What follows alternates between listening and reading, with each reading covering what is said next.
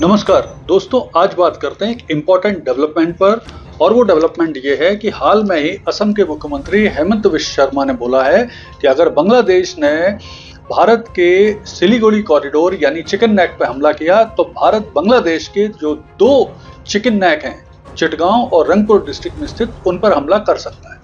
तो इस घटनाक्रम को समझने की कोशिश करते हैं और देखते हैं इसका भविष्य क्या हो सकता है। तो देखिए, ये बयान उन्होंने क्यों दिया, इससे पूर्व के घटनाक्रम को, बांग्लादेश में होने वाले उठापटक को समझने की कोशिश करते हैं। तो इस हेमंत विश्व शर्मा के बयान के पीछे क्या कारण रहे उसे समझते हैं। तो पहला कारण ये रहा है कि हाल में ही आपको पता होगा कि जो बांग्लादेश के अंतरिम सरकार के प्रमुख हैं मोहम्मद यूनुस, उन्होंने चीन की यात्रा की थी और चीन यात्रा के दौरान उन्होंने बोला था कि बांग्लादेश सी गार्डियन है और अगर चीन चाहे तो वो चीन की मदद कर सकता है नॉर्थ ईस्ट को चिकन कॉरिडोर के माध्यम से अलग करने में। तो इस तरह का उन्होंने बयान दिया। फिर इसके बाद अभी हाल में ही चीन के साथ जो उनके अच्छे संबंध हो रहे हैं और चीन के कुछ अधिकारी हाल में ही जो चिकन कॉरिडोर है भारत का, उसके पास स्थित एक पुराना एयरबेस है जिसका नाम था लाल मोनेर हाट। ये सेकेंड वर्ल्ड वॉर के समय के एक बड़ी एयरबेस थी जो कि इतनी कार्यशील नहीं थी। तो अभी हाल में चीन के अधिकारियों ने यहाँ विजिट किया और इसे पुनः एक्टिव करने के लिए बातचीत कर रहे हैं और इसे पुनः इसका बनाने की बातचीत चल रही। तो इसे लेकर भारत की बहुत चिंताएं बढ़ गई क्योंकि ये बहुत करीब स्थित है सिलीगुड़ी कॉरिडोर के। इसके अलावा ये हो रहा है कि बांग्लादेश ने भारत के ऊपर व्यापारिक प्रतिबंध लगाए, जिसके बदले में भारत ने भी जो बांग्लादेश को लैंड व्यापार की सुविधा थी वो बंद कर दी।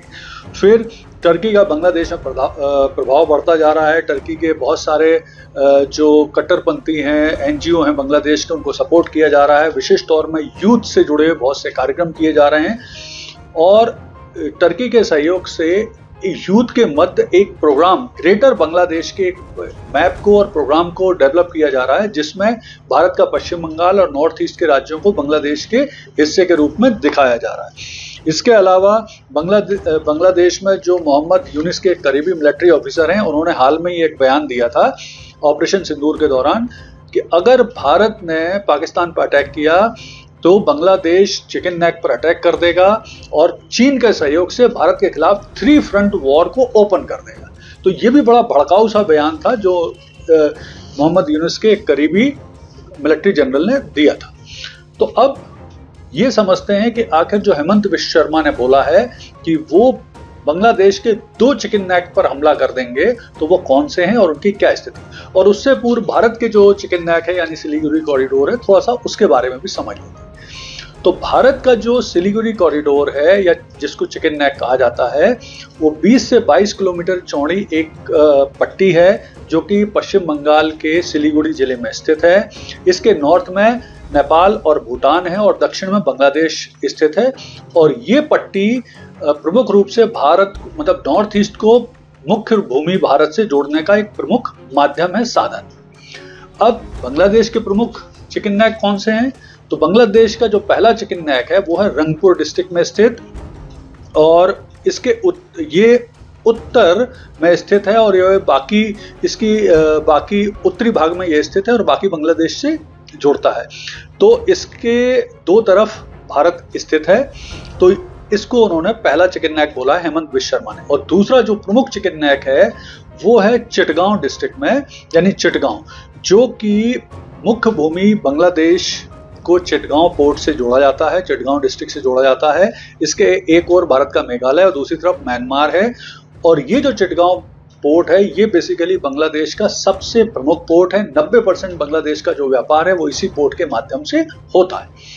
तो अब ये 2 चिकन नेक पर बोला है हेमंत विश्व शर्मा ने कि हम अटैक कर देंगे बांग्लादेश के, अगर बांग्लादेश ने ऐसा प्लान किया कि वो भारत के चिकन नेक यानी सिलीगुड़ी कॉरिडोर पर अटैक करेंगे।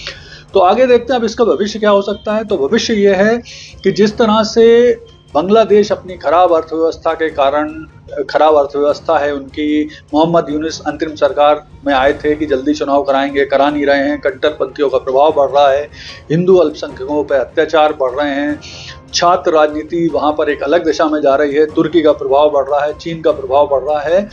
और जिस तरह से पाकिस्तान का प्रभाव वहां बढ़ रहा है, पाकिस्तान के साथ, चीन के साथ मिलके, तो निश्चित तौर पर भविष्य में ये देश, अभी भले भारत के लिए डायरेक्ट खतरा ना हो, लेकिन आने वाले टाइम में पाकिस्तान, चीन और बांग्लादेश ये मिलकर जरूर कुछ ना कुछ भारत के खिलाफ साजिश कर सकते हैं। तो भारत को इसके लिए एक तो सावधान रहने की जरूरत है। दूसरा, ऐसा विश्व जनमत या प्रेशर क्रिएट करना चाहिए कि जल्दी से जल्दी बांग्लादेश में चुनाव हो सके, वहां चुनी हुई सरकार आ सके, जिससे भारत प्रॉपर बातचीत कर सके और जो समस्याएं उसे दूर कर सके।